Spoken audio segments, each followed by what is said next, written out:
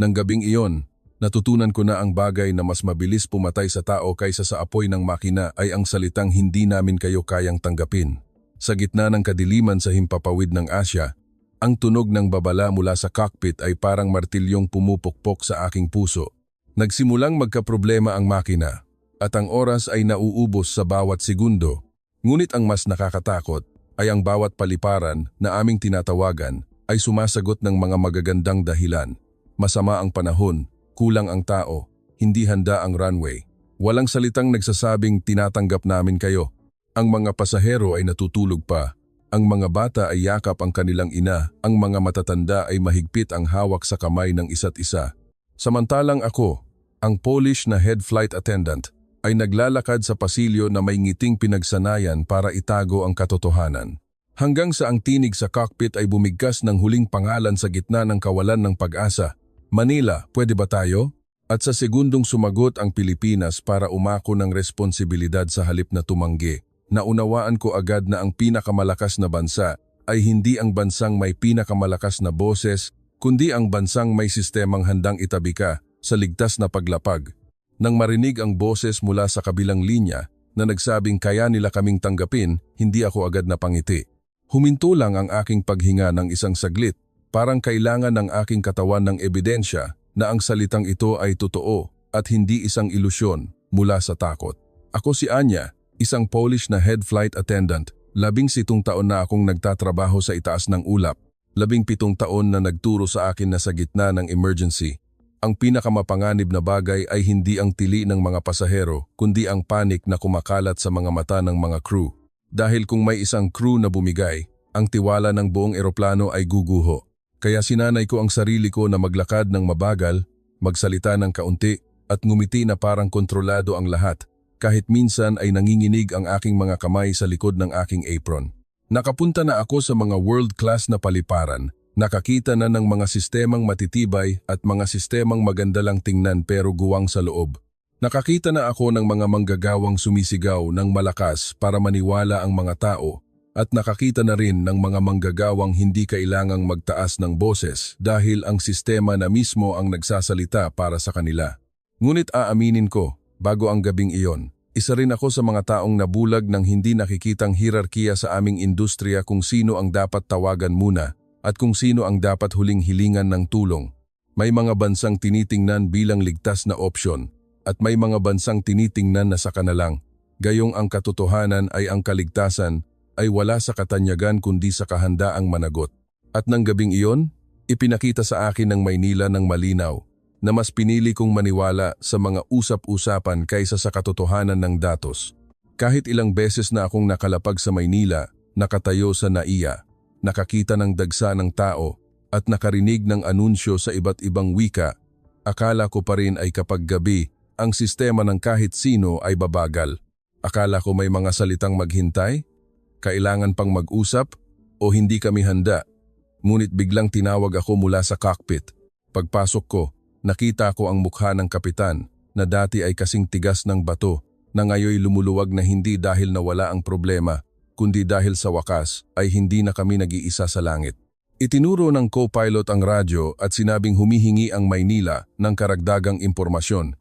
Kasalukuyang posisyon, detalye ng engine failure, natitirang gasolina, bilang ng pasahero at kung may mga emergency medical cases. Habang nakikinig ako, nakaramdam ako ng kakaibang pakiramdam. Ang mga tanong na ito ay hindi tanong kung paano kami magalang natatanggihan, kundi ito ay mga tanong kung paano kami pinakaligtas na tatanggapin. Iyon ang pagkakaiba na nagbigay sa buong cockpit ng pakiramdam na may lupa na uling nakatapak sa ilalim ng kanilang mga paa. At ang sumunod na pangungusap na narinig ko, mabilis ngunit napakabigat. Igagabay namin kayo para sa isang ligtas na paglapag. Napapikit ako saglit, hindi para umiyak, kundi para puwersahin ang aking puso na bumalik sa maayos na pagtibok. Naisip ko ang aking mga crew sa likod, ang mga pasaherong hindi alam kung ilang beses na kaming tinanggihan. Sabi ko sa sarili ko, ang tungkulin natin ngayon ay hindi ang maging masaya, kundi ang panatilihin ang katahimikan hanggang sa sumayad ang gulong sa lupa. Lumabas ako ng cockpit at bumalik sa pasilyo, natahimik pa rin ang katahimikang hindi alam na may bangin pala sa harap.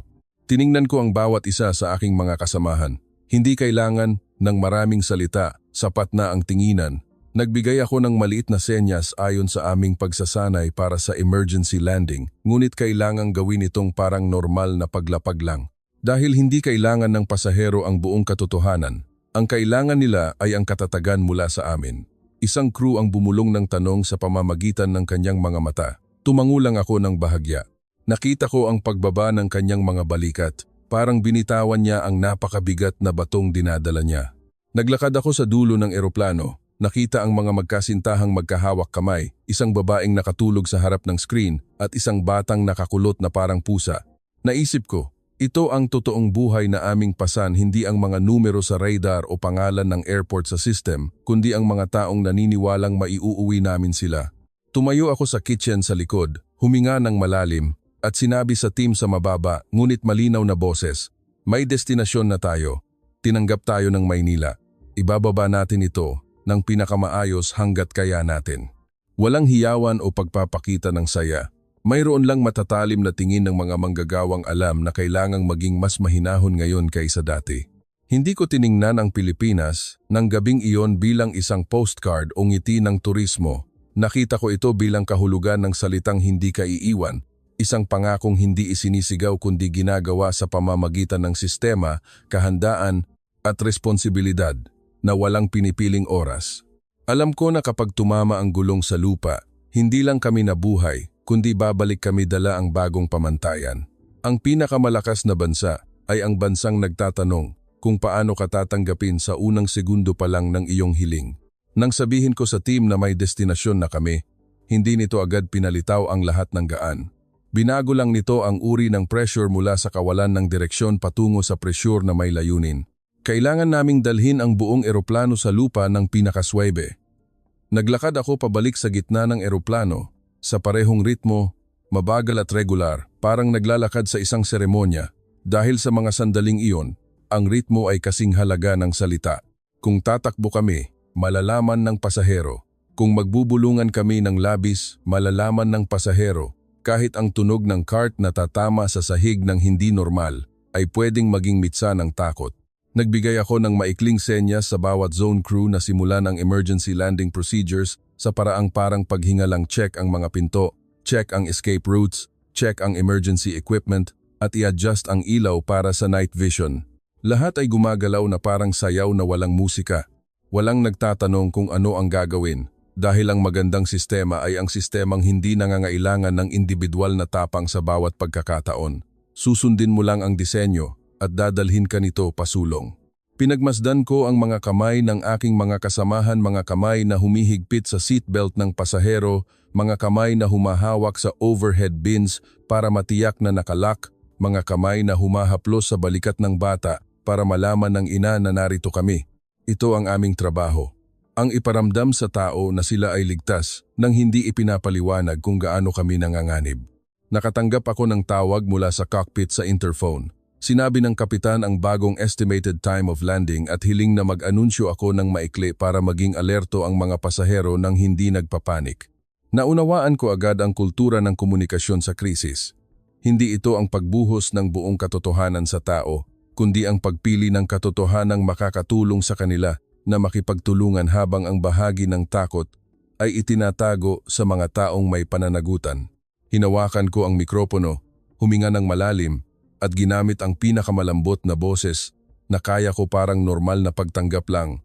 Mga mahal naming pasahero, maya-maya lamang ay magsisimula na tayong bumaba para sa ating paglapag sa Maynila. Pakisuyong i-fasten ang inyong mga seatbelts, ilagay ang mga mesa at upuan sa upright position, at sundin ang lahat ng instruksyon ng inyong mga crew. Maraming salamat po. Hindi ko binanggit ang salitang emergency o malfunction, ngunit binigyan ko ng diin ang mga salitang sundin ng mahigpit. Ito ang tulay sa pagitan ng kapayapaan at katotohanan. Pagkatapos ng anunsyo, nakita ko ang maliit na pagbabago parang alon sa baso ng tubig. Ang mga tao ay nagsimulang gumalaw. Ang lalaking kanina pa tumitingin sa relo ay tumingin sa akin at tumango ng bahagya, parang sinasabing nakuha ko. Ang babae sa business class ay isinara ang kanyang laptop. Hindi niya iniwan ang screen na bukas. Hinawakan niya ang kanyang dibdib at huminga ng mabagal. Ang ilang bata ay nagising, ang mga ina ay hinigpitan, ang balot ng kumot. Naglakad ako para iligpit ang mga natitirang baso ng napakatahimik, maingat na hindi maguntugan ang mga ito dahil ang maliliit na tunog sa oras na ito ay nagiging napakalakas. Habang nagliligpit ako ng tray sa isang row, narinig ko ang isang pasaherong taga-Asya na bumulong sa kanyang kasama. Makakalapag tayo, sigurado ako. Ang tono niya ay hindi hula, kundi ito ay pagtitiwala sa kilos ng mga crew. Nagtama ang aming paningin. Hindi kami magkakilala, pero sa segundong iyon, parang ibinigay niya sa akin ang isang napakabigat na bagay para pasanin ko ang bagay na tinatawag na tiwala at mas mabigat ito kaysa sa anumang maleta. Ngumiti ako sa kanya ng bahagya, hindi isang pilit na ngiti, kundi ngiting nagsasabing tinatanggap ko ang iyong tiwala.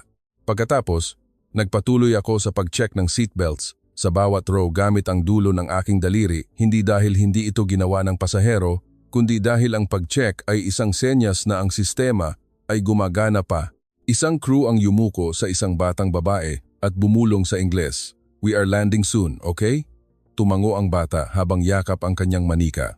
Nakita ko ang ina na tila magpapasalamat sana, pero pinigil ang salita ang paggalang na nagiging automatikong kooperasyon sa oras ng tensyon.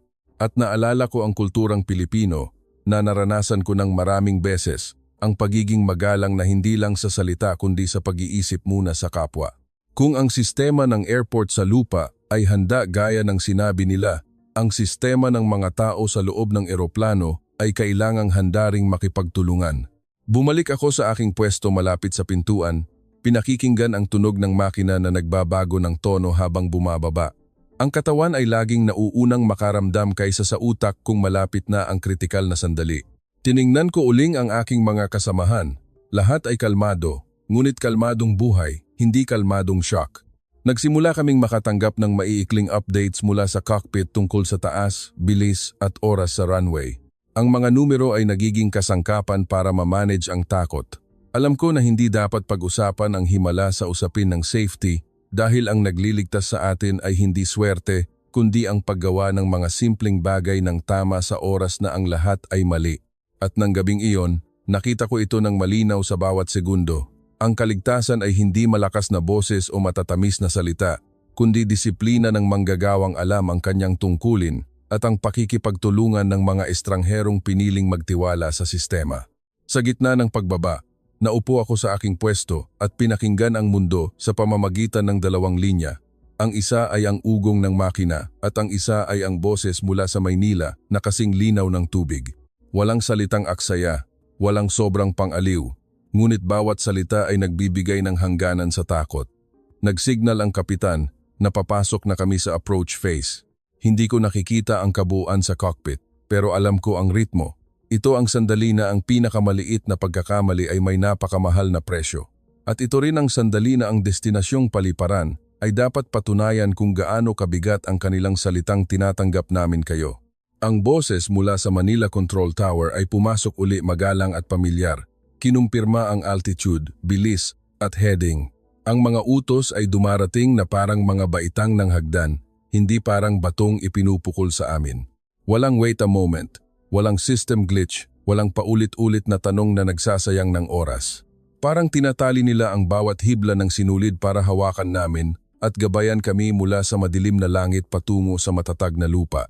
Naisip ko ang mga naunang sagot mula sa ibang lugar, mga sagot na maganda ang paliwanag, pero iniwan kaming nakalutang sa kawalan ng katiyakan. Ngunit ang boses mula sa Maynila ay iba. Nagbigay ito ng kasiguraduhan hindi dahil mayabang sila, kundi dahil handa silang managot simula pa lang sa unang tanong. Narinig ko ang kapitan na sumagot ng maikli at malinaw, parang taong humahawak sa kamay ng iba sa pamamagitan ng radyo. At ang sagot ng kabilang linya ay may lakas, na hindi ko inakalang maririnig ko. Igagabay namin kayo sa runway ng ligtas. Hindi ito pinapayagan namin kayo, kundi ihahatid namin kayo. Ang pagkakaiba ng salita ay maliit sa wika, pero napakalaki sa pakiramdam dahil ang payagan ay pagbibigay ng kondisyon, ngunit ang ihatid ay ang pananatili sa tabi mo hanggang dulo. Dati, akala ko ang safety ay mga gamit, teknolohiya at procedure, pero ng gabing iyon, naunawaan ko na ang safety ay ang aktitude ng mga manggagawang handang pasanin ang bahagi ng bigat para sa iba sa pamamagitan ng sistemang pinaniniwalaan nila. Tumingin ako sa data screen na nakikita ng mga crew. Maraming maliliit na tuldok ang nakakalat iyon ang ibang mga eroplano sa paligid. Nakakita na ako ng ganitong sitwasyon na nagiging mahabang paghihintay, pag-ikot sa ere, pagkalkula ng gasolina, at negosasyon sa pila. Pero ngayong gabi hindi iyon nangyari. Ang boses mula sa Maynila ay hindi nag-uutos sa iba na maghintay ng walang direksyon. Nagbigay sila ng ruta, taas, at oras na parang nakalatag na ang lahat sa kanilang isip. Inaayos nila ang bawat eroplano para dumaan sa iisang daloy ng hindi nagbabanggaan. Hindi ito swerte. Ito ay dahil may sentrong nagtatrabaho parang puso ng sistema. Inisip ko ang mga ground team sa ibaba. Hindi sila tumatakbo para magpakitang gilas, kundi gumagalaw ayon sa kanilang pwesto. Ang isa ay naghahanda ng gate, ang isa ng fire truck, ang isa ang emergency medical team, at ang isa ang security. Ang mga linya ng trabaho ay parang telang hinabi ng pino, at ang nagpataas ng balahibo ko ay ang mapagtantong hindi sila nagsimulang maghanda noong malapit na kami. Nagsimula silang maghanda sa segundong sinabi nilang tinatanggap namin kayo. Ang sagot nila ay hindi lang salitang magalang, kundi ang pagpindot sa button para gumana ang buong sistema. Sa loob ng cabin, ang mga pasahero ay naging tahimik sa kakaibang paraan tahimik na hindi dahil sa walang alam, kundi dahil sa pagtanggap na kailangang makipagtulungan. Nakita ko ang isang kamay na nakahawak sa armrest na unti-unting lumuwag, isang ina na binalot ang anak ng kumot at tumingin sa bintana, at ang matandang lalaki na kanina pa nakatingin sa relo na sumandal na sa upuan parang nagdesisyon na siyang magtiwala. Hindi ko na kailangang magsalita dahil ang kapaligiran na mismo ang nagsasabing lahat ay ginagawa ang kanilang tungkulin. Ang pasahero ay nagtitiwala, ang crew ay nagpapanatili ng ayos, ang piloto ay nagdadala ng eroplano, at ang Maynila ang gumagawa ng pinakamahalagang tungkulin ang managot hanggang dulo. Ang boses sa radyo ay pumasok uli, sinasabi ang layo, direksyon at hangin. Bawat impormasyon ay parang maliit na ilaw na itinatanim sa dilim. Tumingin ako sa bintana. Ang itim na langit ay nagsimulang magkaroon ng maliliit na guhit ng ilaw hanggang sa lumitaw ang mahabang linya ng mga ilaw sa runway parang pintuang nakabukas para tanggapin kami. Pakiramdam ko ay hinila kami mula sa kawalan patungo sa rutang inilatag para sa aming kaligtasan. At doon, isang kaisipan ang luminaw sa akin sa loob ng 17 taon. Ang malakas na bansa ay hindi ang bansang nagsasabing sila ang pinakamagaling, kundi ang bansang nagsasabing kaya namin, at ginagawa itong totoo sa pamamagitan ng sistemang hindi natitinag kahit hating gabi. At nang lumilinaw ang ilaw ng runway sa bawat segundo, alam ko na ang salitang sistema ay magpapatunay ng sarili nito sa harap namin sa ilang hinga na lang. Nang ang ilaw ng runway ay mapuno sa aking paningin, ang mundo ay tila naging isang tuwid na linya na kailangang lakaran ng may tamang ritmo. Nakaupo ako sa aking pwesto, nakikinig sa hangin na humahampas sa katawan ng eroplano. Madilim pa rin sa labas, pero ang dilim ay iba na. Mayroon na itong mga ilaw na parang mga pangakong pwedeng hawakan. Ang boses mula sa Manila Tower ay tuloy-tuloy, maikli at malinaw. Bawat utos ay nagsasabing, hindi ka nag-iisa sa pagbaba, kasama mo kami. Tumingin ako sa dulo ng pakpak. Nakita itong gumagalaw ng bahagya parang humihinga. Sa loob ng cabin, ang mga tao ay napakatahimik hanggang sa marinig ang tunog ng seatbelt buckles. Ang tunog na iyon ay hindi ingay ng gulo, kundi tunog ng kooperasyon. Nakita ko ang isang ina na tinatakpan ang tenga ng kanyang anak, hindi dahil sa takot sa ingay, kundi dahil gusto niyang patuloy na matulog ang bata hanggang sa matapos ang lahat.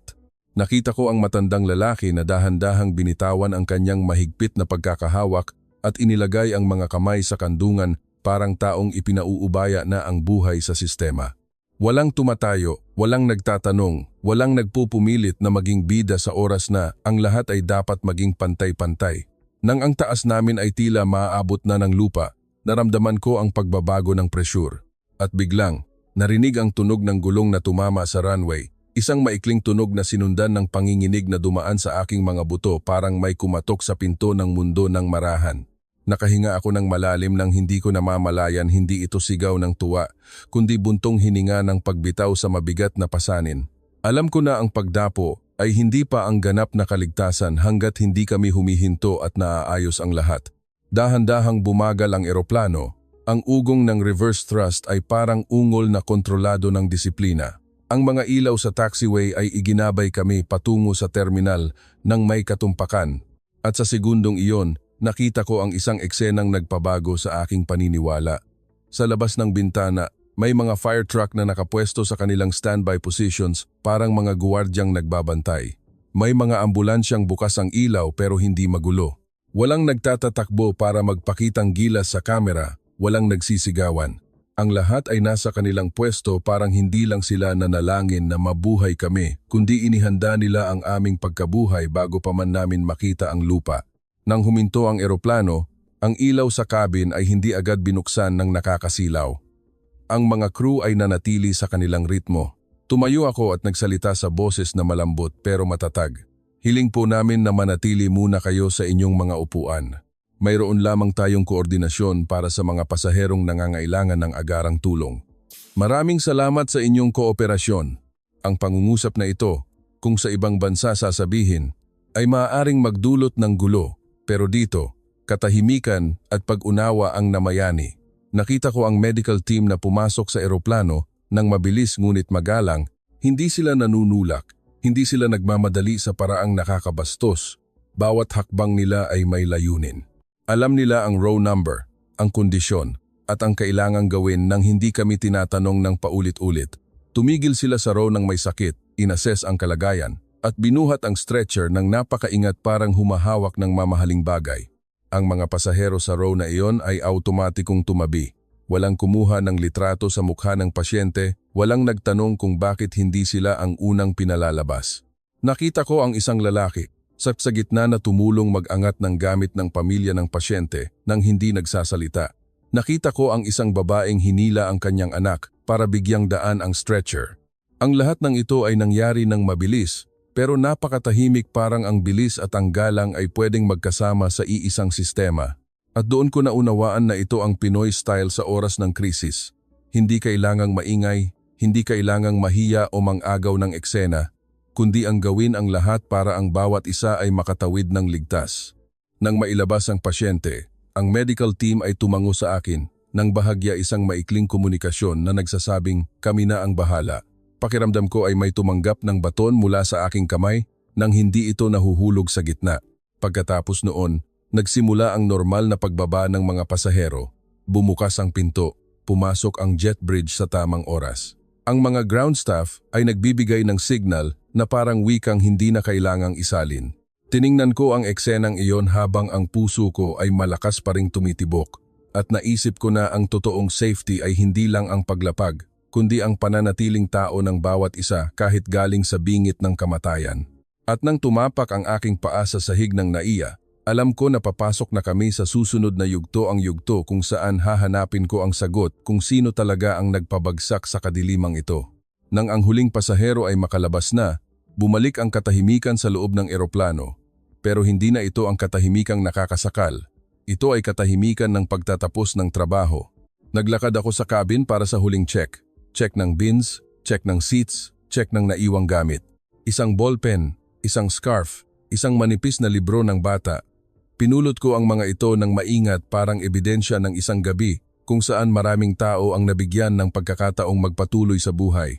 Tumingin ako sa labas. Ang mga ilaw ng Maynila ay parang isang ilog ng liwanag. Isang kaisipan ang naiwan sa akin. Hindi kung sino ang tumulong sa amin, kundi ano ang nagtulak sa kanila na tumulong ng ganito. Dahil sa mundo ng aviation, alam ko na ang mabuting intensyon ay hindi sapat. Kailangang suportado ito ng sistema para maging aksyong nasa oras. Bumaba ako ng eroplano ng huli sa lahat. Sinadyang tingnan at pakinggan ang lahat ng mas malalim. Ang jet bridge ay tahimik at malamig. Ang mga staff ay nasa kani-kanilang pwesto parang mga pin sa mapa. Walang nagtatakbo, walang nagsisigawan, walang nagdadrama para magmukhang hero. Nakita ko ang isang staff na nakatingin sa kanyang tablet at nagbigay ng signal sa isa pang team. Hindi na kailangang magsalita. Nag-adjust na ang posisyon ng lahat. Parang may iisang wika sila na idinadaan sa ritmo at datos sa halip na emosyon. Nadaanan ko ang mga signage. Ang daan para sa mga pasahero ay maayos na nakahiwalay. Para sa pangkalahatan, para sa may sakit, para sa technical staff. Ang lahat ay dinisenyo para hindi magbanggaan ang magkakaibang tungkulin sa oras ng krisis. Huminto ako sa isang pwesto at nakita ang medical team na nag-aasikaso pa rin sa pasyente ng mahinahon. Nag-uusap sila sa Filipino na may halong Ingles. Hindi malakas pero malinaw. Isang nurse ang nag-check ng data sa tablet para sa accuracy. Ang security staff ay nakatayo sa tamang distansya, hindi nakakatakot pero handa. Sapat ang salitang gusto kong itawag sa Maynila ng gabing iyon. Hindi sobra, hindi kulang, hindi nagpapakitang gilas pero hindi nagkakamali. Nagpasya akong magtanong sa isang ground staff na mukhang coordinator. Hindi siya mukhang bossy, walang gintong nameplate, pero ang kanyang tingin ay matatag at alam niya ang lahat ng nangyayari. Nagpakilala ako bilang head flight attendant ng emergency flight at nagtanong, sino po ang overall in charge sa koordinasyon ngayong gabi? Huminto siya saglit at sumagot ng magalang, Ma'am, bawat unit ay may team leader. Ang tower, ang ground, ang medical, ang security, bawat isa ay may pinuno. Tumango ako pero nagtanong pa. At kung may magkamali, sino ang huling mananagot? Tumingin siya sa akin ng diretso at sinabi ang pangungusap na nagpabago sa akin. Ang sistema po ang mananagot. Natahimik ako. Ang sistema ang mananagot? Ngumiti siya ng bahagya. Opo, mayroon kaming procedures, checklists at backup teams. Kung ang isang team ay magkaroon ng aberya, ang backup ang sasalo. Ang paliparang ito ay dinisenyo para hindi huminto. Ipinakita niya ang kanyang tablet. May listahan ng mga unit tulad ng ATC, ground, medical, maintenance at iba pa. Ang mga status ay berde at dilaw, hindi ito para maging maganda tingnan, kundi mapa ito ng responsibilidad. Hindi kami umaasa sa iisang tao lang na maging pinakamagaling, dagdag niya. Sinisiguro namin na ang bawat isa ay magagawa ang kanyang tungkulin ng tama at iyon ang mag-uuwi sa mga tao sa kanilang pamilya. Ang pangungusap na iyon ay hindi isang quote sa libro, kundi isang pilosopiya ng trabaho. Naalala ko ang ilang airport sa Europa kung saan laging may pangalan ng tao sa harap ng bawat desisyon kung sino ang nag-approve, sino ang nag-utos. Pero ang pangalang iyon ay nagiging kahinaan kapag nawala ang taong iyon o kung mabagal siyang magdesisyon. Dito, nakita ko ang disenyo na hindi ipinauubaya ang buhay sa tapang ng iisang tao, kundi sa kahandaan ng buong istruktura. Nagtanong ako uli, bakit napakabilis ninyo kahit hating gabi na? Sagot niya, dahil nagsasanay kami. At dahil naniniwala kami na ang emergency ay walang pinipiling oras. Ang sagot niya ay nagbigay sa akin ng paghanga at konting hiya paghanga dahil totoo ito. At hiya dahil bahagi ako ng mundong tinitingnan ng Pilipinas bilang huling opsyon nang hindi man lang tinatanong kung gaano sila kahanda. Nagpasalamat ako sa kanya. Yumuko siya ng bahagya bilang pagtanggap. Hindi siya nag-celebrate, hindi siya nagsabi ng wala yon. Sa halip, bumalik siya agad sa trabaho. Parang maraming Pilipino na nakilala ko. May malasakit pero hindi humihinto para lang mapuri dahil para sa kanila, ang pagtapos sa trabaho ang pinakamataas na respeto sa buhay ng iba. Lumakad ako palabas, dala ang bagong pamantayan sa aking isip. Alam ko na pagbalik ko, kailangan kong sumulat ng report hindi para magdrama, kundi para baguhin ang pamantayan ng aking kumpanya sa pagpili ng alternate airports. 3 araw matapos ang gabing iyon, nakabalik ako sa Warsaw. Ang katawan ko ay tila hindi pa rin sapat ang tulog, pero sa isip ko ay paulit-ulit kong naririnig ang boses mula sa Maynila, ang boses na hindi mayabang pero nanindigan. Umupo ako sa harap ng computer, dahil alam ko na ang susunod kong tungkulin ay kasing halaga ng paglapag. Ang magsulat ng report. Ang report ng isang head flight attendant ay hindi lugar para sa emosyon, kundi dokumento para matuto ang sistema. Sinimulan ko sa pangungusap na ayaw magtaksil sa katotohanan. Nag-atubili ako saglit. Iniisip kung paano ko maipapakita sa mga mambabasa ang nakita ko sa langit. Ang emergency landing na ito ay naisakatuparan sa pamamagitan ng paggawa ng sistema, hindi lamang sa desisyon ng iisang individual. Sa pagtipa ko ng pangungusap na iyon, pakiramdam ko ay formal kong binitawan ang aking mga dating prejudice. Inilista ko ang timeline, ang unang pagtanggi, ang pangalawa, ang pangatlo. Inilagay ko ang mga dahilan, weather, manpower, runway status. Hindi ako naglagay ng opinyon, tanging datos lang. Oras, natitirang fuel, pagbabago ng ruta, at tumataas na panganib sa bawat minuto. At pagkatapos, ang pagbabago, Maynila. Nagtanong sila para tumanggap, hindi para tumanggi. Itinala ko ang malilinaw na utos sa altitude at bilis, ang mabilis na pag-aayos ng slot, Ang paghahanda ng medical team na alam na ang gagawin bago pa man kami humiling. Itinala ko rin ang disiplina ng mga pasahero na bahagi rin ng kaligtasan. Isinulat ko ang lahat hanggang sa ang mga numero at katotohanan ay bumuo ng isang kwento na hindi na kailangan ng dekorasyon. At dumating ako sa pinakamahirap na bahagi, ang mungkahi.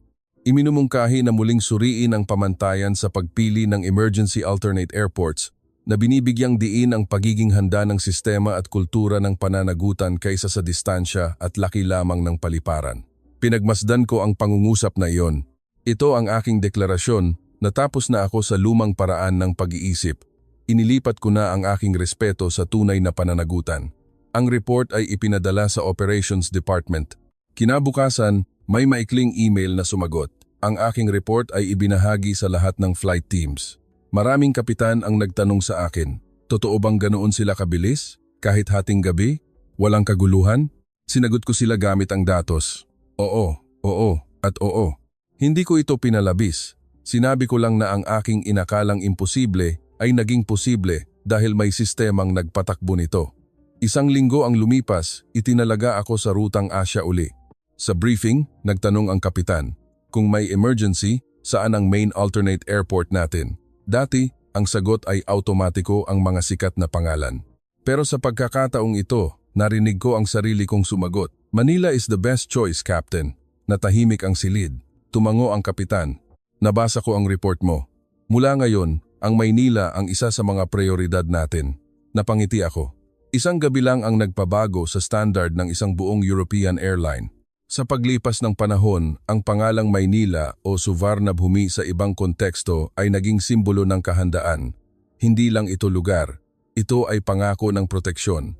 Sa tuwing dumadaan ako sa Naya, hinahanap ko ang parehong bagay, ang tahimik na trabaho. Nakikita ko ang staff na nakayuko sa tablet, ang janitress na naglilinis ng maayos para walang madulas, ang security na nasa tamang pwesto. Nakakita na ako ng mga paliparang mas marangya, pero hindi ko nakita ang parehong antas ng malasakit at disiplina. Isang araw, habang naghihintay ng boarding, nakita ko ang isang staff na tumulong sa isang matandang turista na iangat ang bag sa scanner nang hindi man lang hinihingi. Hindi siya nagreklamo. Ginawa niya lang ito bilang bahagi ng kanyang pagkatao. Nagpasalamat ang turista at tumango ang staff. Walang anuman po. Pero ang narinig ko sa likod niyon ay, trabaho ko ito.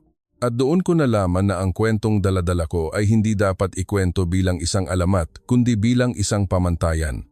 Ang tunay na kadakilaan ay hindi kailangang sumigaw. Dinala ko ang aral ng gabing iyon sa bawat flight ko.